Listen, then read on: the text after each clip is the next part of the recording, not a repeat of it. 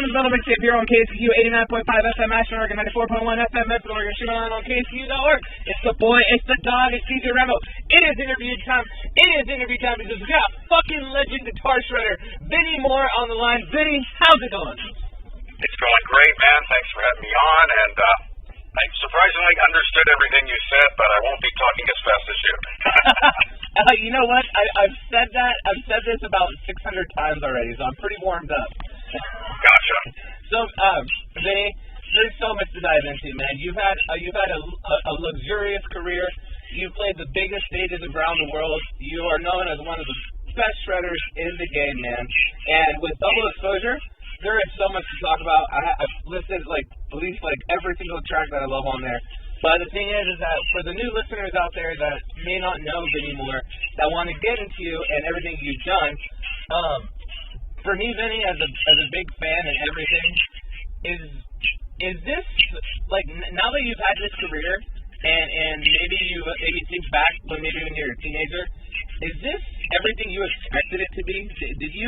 Did you really think you were gonna make it when you were younger? And also, what do you think pushed you when you were younger and gave you that thought that you could accomplish this dream? Man, I've accomplished some things, other things I've yet to accomplish. I've accomplished things that I had never expected to accomplish, so it's a little bit of everything. But overall, I'm just so fortunate to be able to do what I love doing, man. I love playing music, and I've been able to make a career out of that, which is kind of insane. It's almost like being a baseball player, getting to go out and play baseball every day and get paid for it. So I'm a lucky guy, and I always wanted to do this when I was a teenager and hoped that I would get lucky enough, but it did happen for me, and but I'm always working on achieving new things, so I'm not done yet. Playing guitar when you were younger, when did you know that you had this prowess for to write leads and stuff? Was there a guitar player that you really looked up to when you were younger that pushed you? Because you have your guitar players, and then you have your guitar players that do it all. What pushed you? What do you think pushed you over that hump when you were younger? And there were so many guitar players I was into, starting out with the typical rock guys that everybody was into, like Richie Blackmore, Brian May, the Beatles, were a big inspiration, Jimmy Page. So that's kind of the start for me. It made me want to play guitar, and then I started getting into guys like Jeff Beck, and then of course Eddie Van Halen, and then some jazz stuff, fusion guys, and I just love music, and it was all there for the taking. And I don't know when I realized that, hey, maybe I could be good at this whole writing songs and putting things together. It just kind of happened slowly, gradually, a little bit at a time, honing my skills without really being kind of aware too much of what was going on. And it just sort of kind of happened. So, Vinnie, do you recall your first big show that kind of gave you that realization, oh man, this is really happening? Did you ever have an experience like that with a big show, maybe opening for somebody you really liked? Well, the first real tour I did as a solo artist was after the Meltdown record came out, and we were just doing club shows everywhere across America, and man, they were packed. It's wow, this is really great, man. I'm so lucky. And then on that tour, I opened shows for Rush on the Roll the Bones tour for them. Oh my God! And I think I did 10 shows in the Northeast, playing big arenas, and it's wow, this is all pretty awesome. Hey, are those Rush guys pretty nice? They were very nice, totally good guys. I saw. What's the guitar player's name? I saw him on Trailer Park Boys. He looked like he was funny. Yeah, they kidnapped Alex Lifeson. So you did watch that show? Some funny stuff and Canadian humor for sure. And those guys were real funny. Had a great sense of humor, nice guys. It was great being on the road with them. No, I love it, Vinnie. That's amazing, dude. Sometimes when I see musicians like yourself, it just blows my mind how much you guys are producing and how much you guys are recording and doing all that. What do you think about the new generation of technology where any band could just record an album, any band could just record this? Do you think if you had this technology, like 20 years ago that you would release more records? Because I mean, back then, I mean, you had to get a record deal, or somebody had this equipment that was harder to get by. Like, what do you think about this new movement? I might have been more lazy and might not have reached my potential, to be honest with you, as an artist and a musician. So I don't know. I mean, technology is there to be utilized, and I certainly utilize it without a doubt. But it's kind of getting scary now with this artificial intelligence stuff. Like a friend of mine was showing me a couple weeks ago. He's like, okay, let's write song lyrics, and we put in 5 different prompts, about what we wanted the song to be about. We punched it in, and it spit out like a verse, chorus, bridge, and the lyrics were pretty good. Not perfect, but I think the more prompts you put in, the better. But it's like, wow, this is unbelievable. And I think people are going to start utilizing that for writing lyrics anyway, and then it's probably going to get to a point where it'll spit out like a song musically for you too, and then, man, we risk losing the humanness and everything, I think, and that kind of scares me. No, I totally agree with you, Vinnie. South Park just did an episode about this because people are using it for relationships now, like AI. They're using AI to reply to their spouses and reply in relationships. So I totally agree that not only is AI affecting music, but I mean it's affecting everybody straight across the board. And back then, I feel like there's a lot more passion in things. There's a lot more, unifying that. And I see it nowadays. I see the guitar clinics from back in the day and the guitar clinics now. They're unmatched. Yeah, it's like if there's less of me in what I'm doing, that's the whole point of it, honestly. Yeah. No, absolutely, man. So Double Exposure, there's so many ways that you went on this album, man.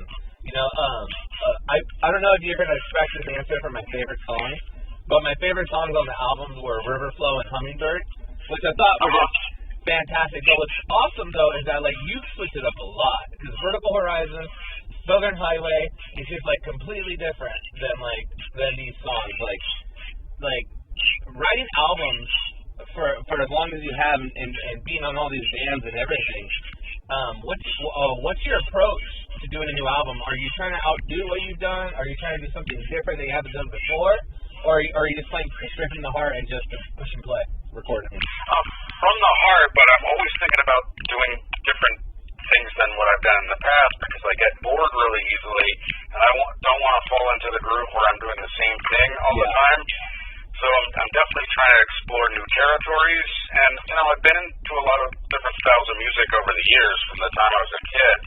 And man, I love blues, I love jazz, rock, funk, whatever. And it all comes out in my playing, I think, and I just kind of go with the flow and just try to stay out of the way of it. I think if you think too much, then you're doomed. You just kind of got to let it happen. And Hummingbirds, some of my early Southern influences from the Allman Brothers and Skinner, that came out, and I don't know where Riverflow came from, but yeah, it just all comes out eventually, some in one way or another, and I just kind of try to stay out of the way of it and let the inspiration happen. How do you know when a song is done, or maybe you feel like you may be written too much? Is that when you get a song done or you have a draft going, do you just what's your regimen behind it? Do you listen to it 1,000 times? Do you listen to your car, a stereo, and everything? How do you know when you feel comfortable with being able to release a song? That's a hard thing for me to learn when to stop. I mean, it's either feast or famine when you write, but once I get into the zone and I have ideas for a song, then I often get too many ideas. Then I have to kind of think, which parts do I leave out? What do I keep? I kind of have to filter things, and that's challenging. And I have to kind of just let things go at some point because I'll just continue to work on things forever. I'm kind of OCD like that. Yeah. And the one thing that helps is starting a new song, and moving on to that. And then you can always come back and look at songs in retrospect and have a better perspective on whether it's finished or whether it needs anything else. But often, it's finished and, I overwrite and kind of need to lay back a little bit. For sure. Is there, for a fan out there that maybe isn't familiar with your history or hasn't listened to you in a lot of the amazing projects you've been in, is there, I'm not going to tell you one song, but is there 2 songs on this album? If that person only had 10 minutes to listen to your music, what 2 songs would you lead them to? On this record, oh man, what 2 songs? So many. I'm actually looking at the titles right now. Maybe Astro Man and Hummingbird. I love it. No, I love it. So, Vinnie, the guitar world has gotten big. We went from tube amps, now everybody's using like plugins, temper amps, and all that. Have you experimented with like maybe plugins and all that, and like online distortion? And what's your opinion about it? I used Amplitude 5 a little bit on this record, and it's a cool tool for writing and also for coming up with sounds that you wouldn't have come up with, without it. So it's a great tool to utilize. You plug in and you play, and it kind of leads you in a certain direction as an amplifier would. So it's a cool thing. No, I'm definitely open-minded to that. Oh yeah. Well, what kind of amp did you use for this album? Like to get, because I think your tone is fantastic. I've been playing guitar for 20 years, and anytime I interview a guitar player like you, that's one of my favorite questions. Like, what's your rig rundown when you record with an album, or do you just have like multiple heads and you're just trying to find this perfect distortion?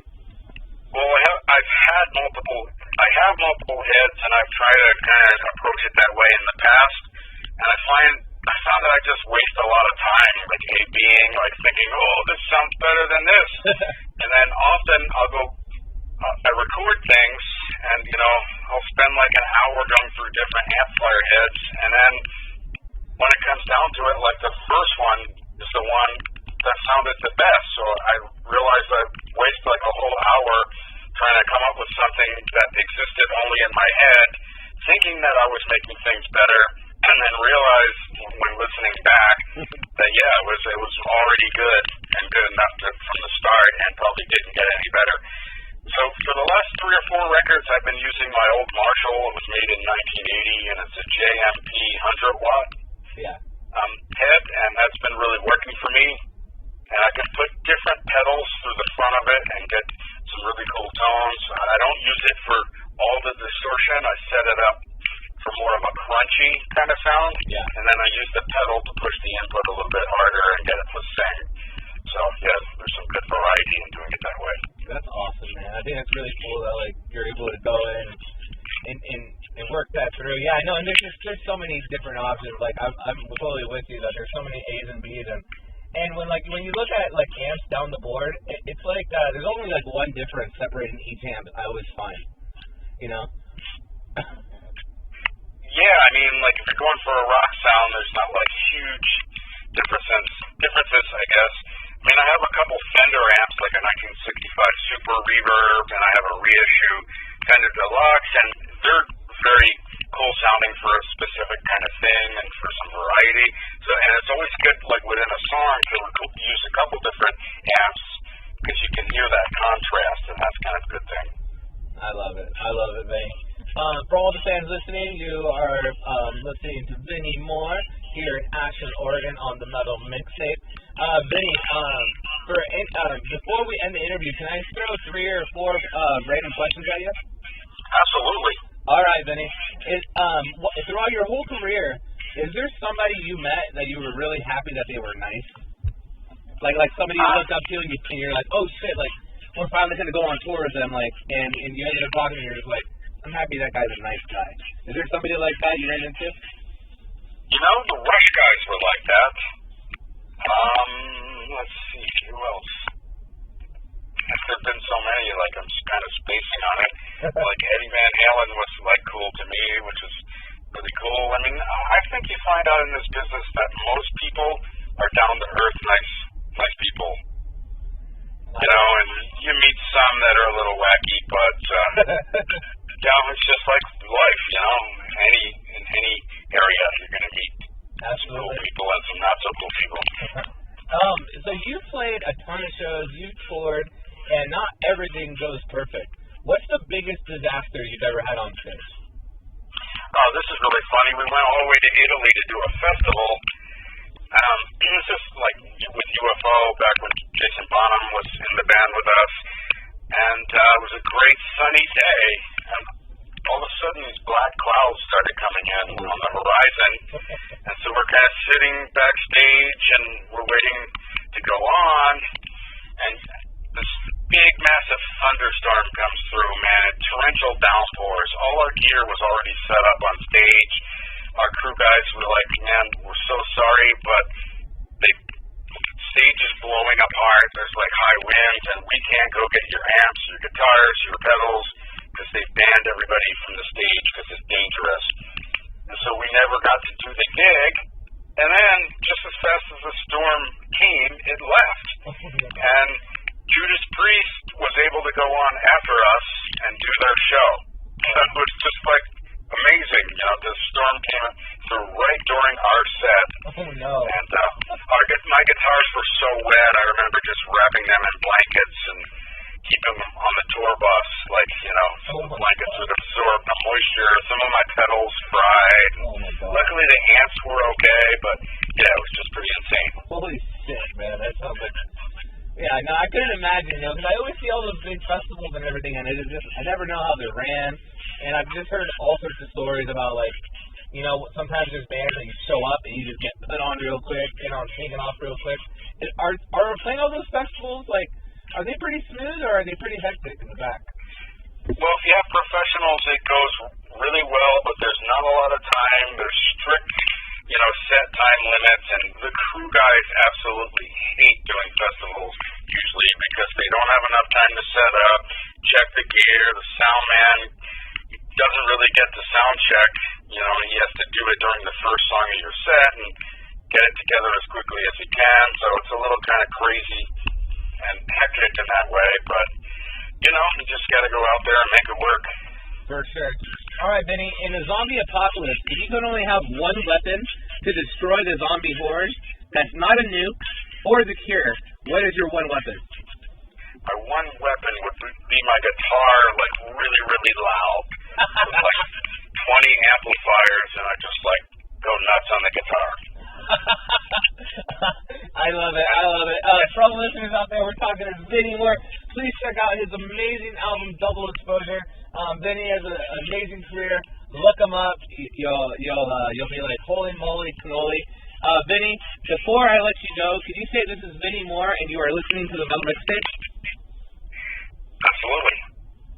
Hello there, this is Vinnie Moore, and you are listening to the Metal Mixtape. Vinnie, I appreciate so much of your time. I'm going to get this, we're going to play this tomorrow on the radio and get it all over all the social medias. I appreciate you from the bottom of my heart for making time for us. Yeah, thank you. Thanks so much. Thank you, Great Vinnie. talking to you. Okay, you too. Bye-bye.